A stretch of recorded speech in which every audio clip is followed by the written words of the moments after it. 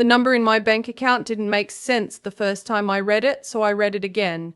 Then a third time, slower, like maybe I was just tired and my eyes were playing tricks on me at 11:30 on a Tuesday night. They weren't. $43,212. Gone. Not transferred. Not pending. Gone. I didn't cry. I didn't scream. I didn't do any of the things you'd expect a person to do when they're sitting on the edge of their bed in a worn-out nursing scrub, staring at a phone screen that just told them 4 years of double shifts and skipped vacations and saying no to everything. The trip to Nashville with the girls. The new car, the kitchen renovation my husband kept asking about, had been drained overnight like a bathtub someone forgot to plug. I just sat there, very still, very quiet, and I thought, I know exactly who did this. I need to back up a little, because you're probably already asking the question I've been asked 100 times since this happened. How does a grown woman, a registered nurse who manages medication schedules for a 12-bed ICU unit and has never once made a clerical error in 9 years, let someone get access to her savings account? The honest answer is complicated, and it starts about 4 years before that night. My younger brother had always been the kind of person who moved through the world like it owed him something. Charming when he needed to be. Funny at family dinners. The type who could walk into a room and make everyone feel like they'd been waiting for him. My parents adored him in that particular way. Parents sometimes adore the child who needs the most from them. The one who calls at midnight, the one whose rent is always just a little short. The one whose latest business idea is always 3 months away from changing everything. I loved him. That's the part I always have to remind myself, because it's easier to tell this story if I make him into a monster from the beginning. But he wasn't. Not always. He was my little brother. And when we were kids, he used to crawl into my room during thunderstorms, and we'd play cards under the covers until he fell asleep. I remembered that version of him for a long time. Probably too long. He moved back to our hometown, Greenfield, Ohio, about 4 years ago, after a restaurant he'd invested in down in Columbus went under. He was 31, broke, and living in our parents' spare room. I was 30, married, in our first house, and just starting to feel like I was finally getting ahead of things. My husband worked in logistics. We weren't rich, but we were stable. We were building something. My brother asked if he could borrow $500 to cover his security deposit on a new apartment. I said yes. That was the first domino. I won't walk you through every single transaction over the next 3.5 years, because honestly, cataloging it all still makes me tired in a way I can't fully describe. But here's the shape of it. The 500 became 1,000. The 1,000 became helping him pay off a credit card just this once. The credit card led to co-signing a car loan because he needed reliable transportation to get to the new job that was going to turn everything around. The car loan led to me adding him as an authorized user on one of my credit cards so he could handle an emergency while I was working nights and couldn't get to a bank. And then, 2 years ago, something happened that changed the math entirely. My daughter was diagnosed with a degenerative joint condition in her right hip. She was 8 years old.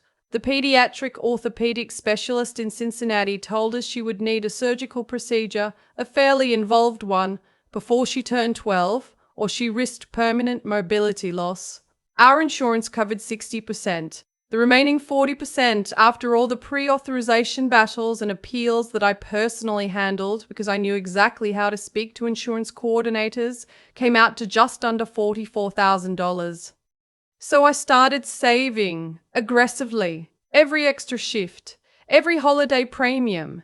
Every time I said no to something for myself, I thought about my daughter's face when the doctor explained to her, in the gentlest words he could find, what limited mobility might look like if we waited too long. She was 8. She nodded very seriously and then asked if she could still ride horses when she grew up.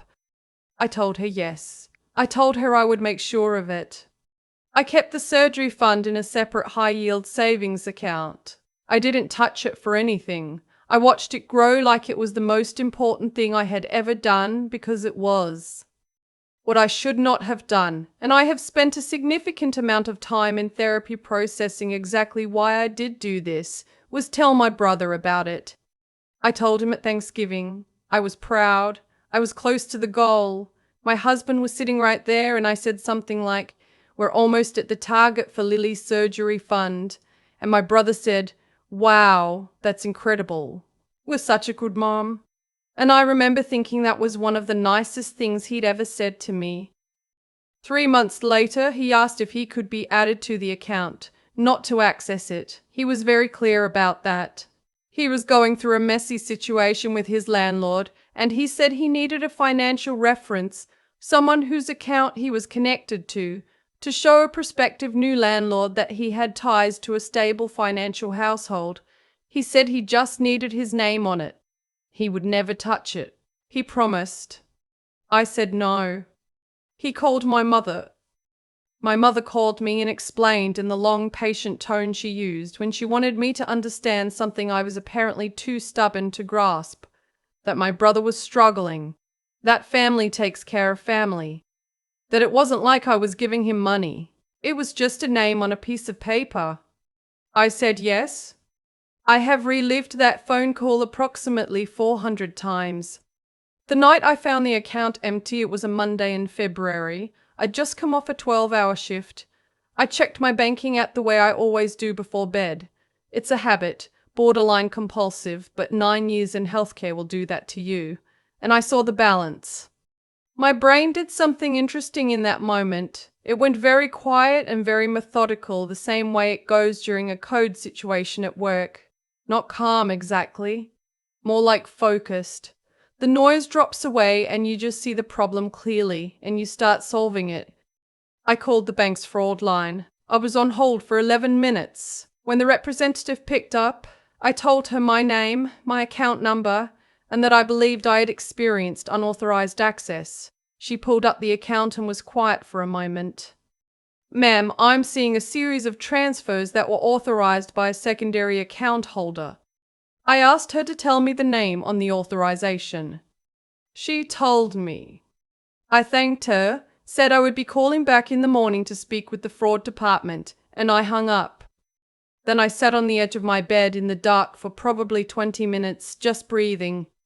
My husband was asleep. My daughter was asleep down the hall.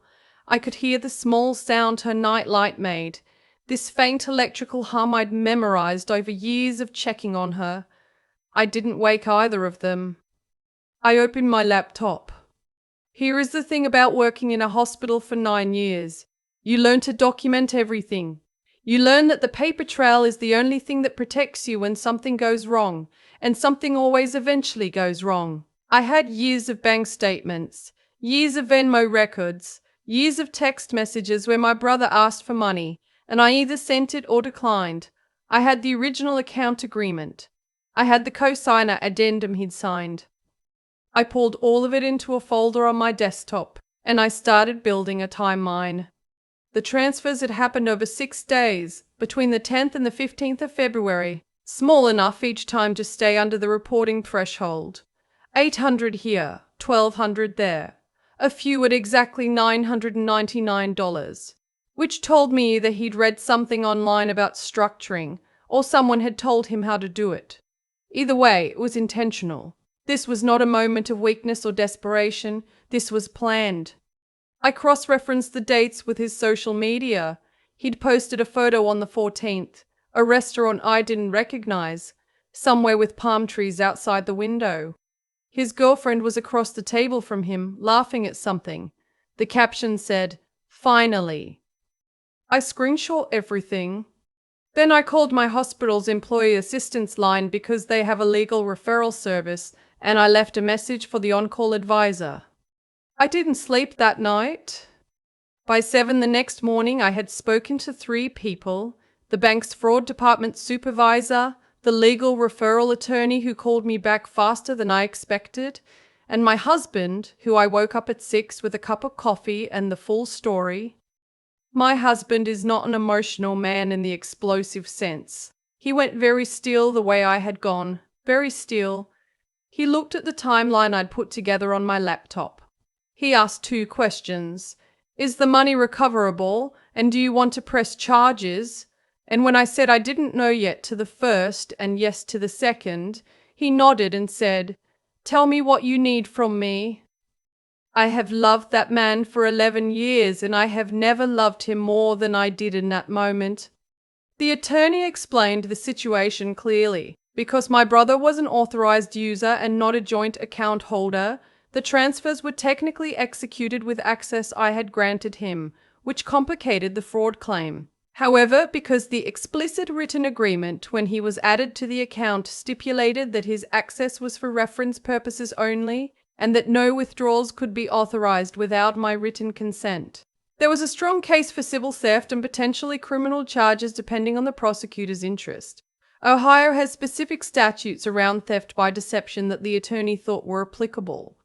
She also said something that I wrote down and have kept. The documentation you've already assembled is better than what most clients bring me after weeks of preparation. Don't let anyone tell you this is just a family dispute. I called the bank back and formally requested a fraud investigation. I submitted my documentation. I was told the review process could take 7 to 10 business days. I did not have 7 to 10 business days. My daughter's pre-surgical consult was in 6 weeks and I needed to confirm the funding. So I also filed a police report. The officer who took my statement was professional and thorough. He asked if I wanted to attempt contact with my brother before the department proceeded. I said I didn't think that would be productive, but I wanted it on record that I had not made contact since the discovery and that I had reason to believe he was no longer in Ohio. I showed him the restaurant photo with the palm trees. He wrote all of it down. My brother called me on Wednesday. I had not reached out to him. I had not called our mother. Not yet. I had not said a word to anyone in the family because I knew exactly what would happen. The calls, the mediating, the let's all just calm down and talk about this. The way everything in my family eventually became about protecting my brother from consequences. My phone rang at 2 in the afternoon while I was in the hospital parking lot eating a sandwich between shifts. I looked at the screen. I let it ring twice. Then I answered. He was not calm.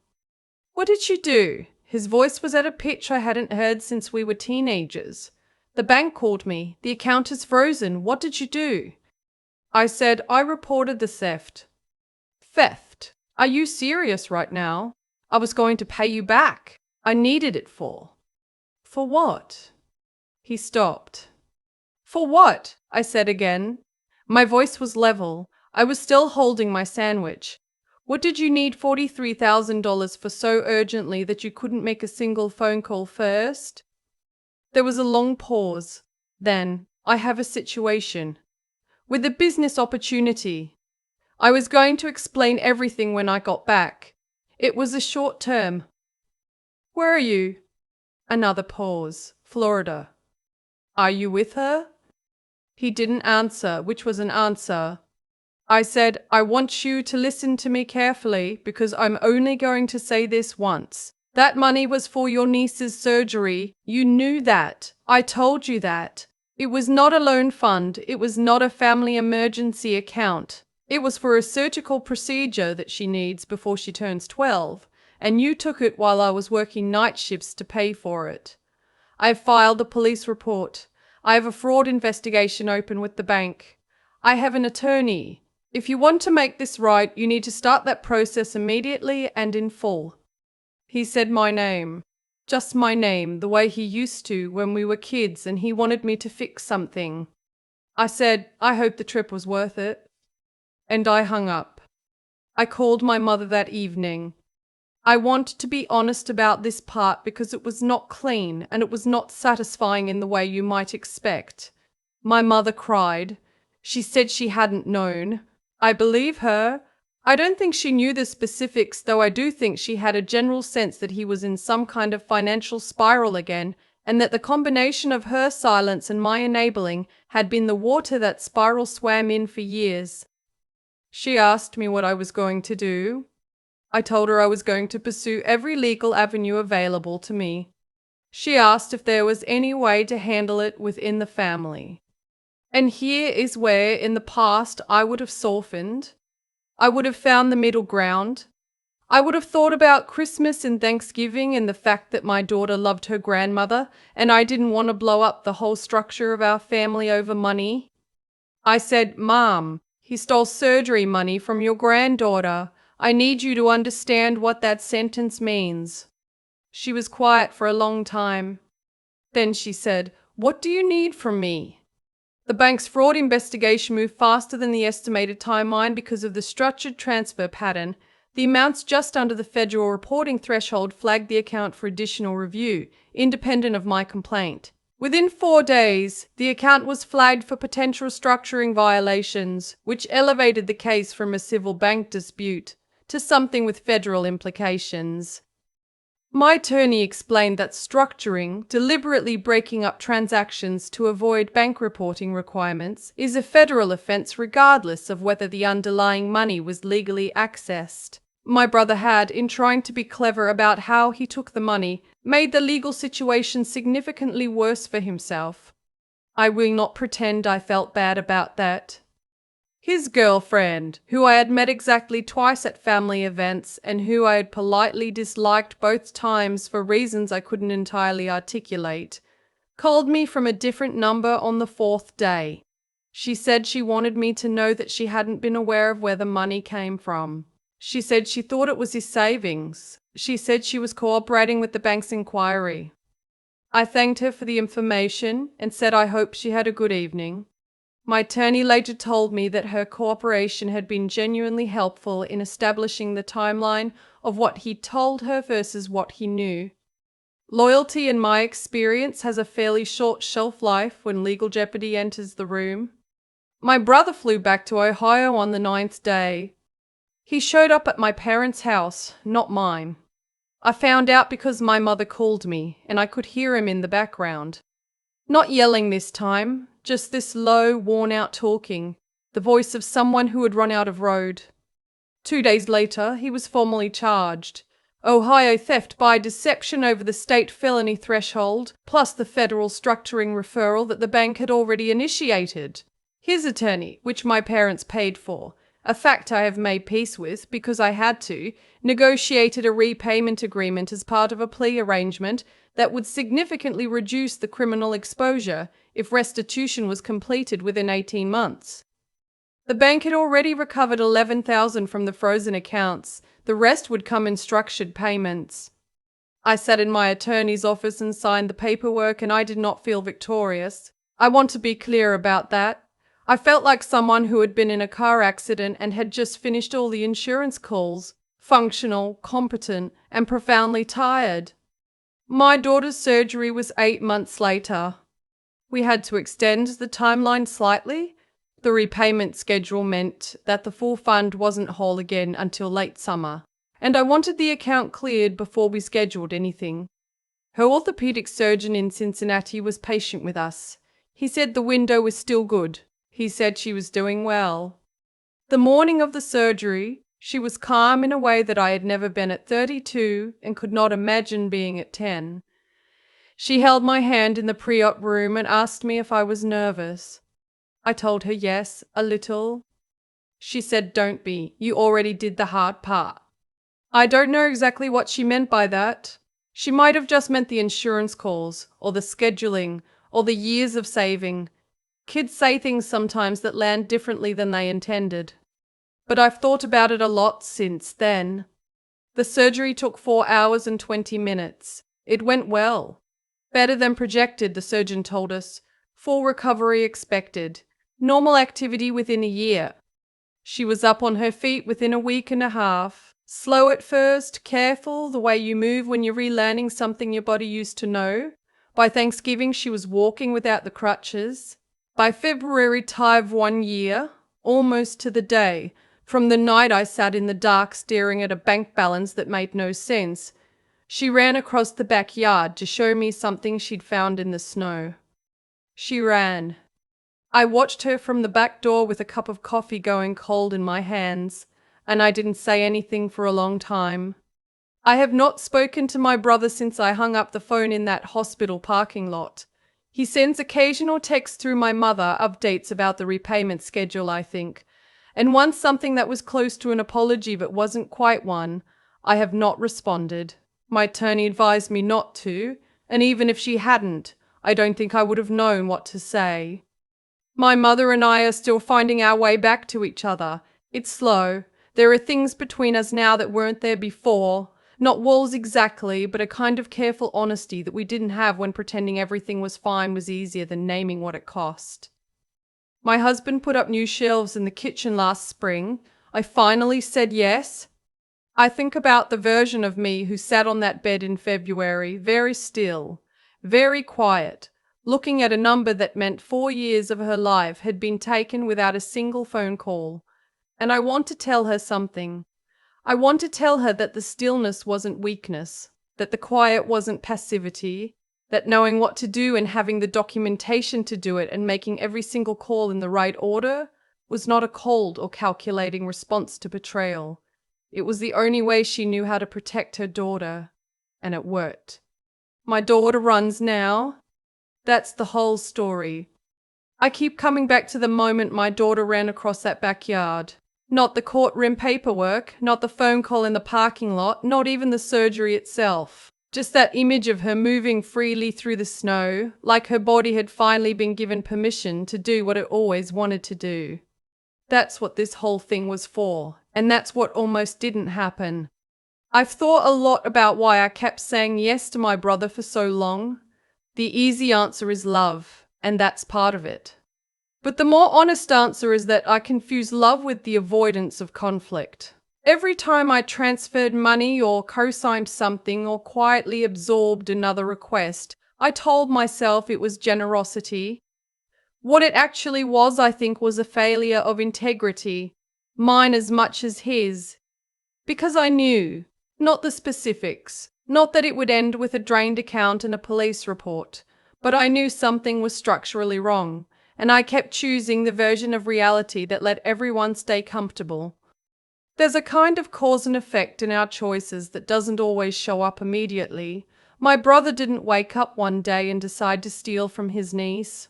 He got there incrementally through a long series of decisions that each felt small, and through my long series of decisions that made each of those feel consequence-free. I'm not taking responsibility for what he did. What he did was wrong and it was his choice. But I've had to be honest with myself about the environment that made it easier for him to believe he could do it and survive. What pulled me through wasn't anger. Anger came and went.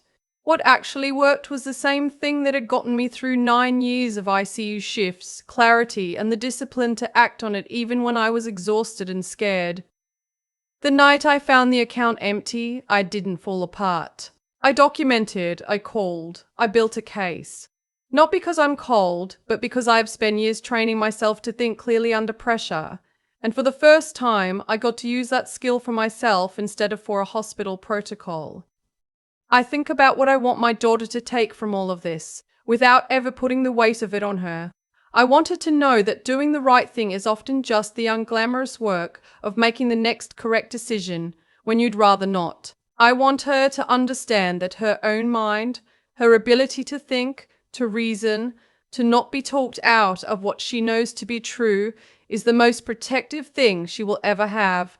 And I want her to know that the kind of strength that actually holds up is not the kind that never bends. It's the kind that bends, absorbs the impact, documents everything, and makes the calls in the morning. She ran across the backyard and I stood there with cold coffee and I thought, we got here. Not because anything was easy, because we didn't stop.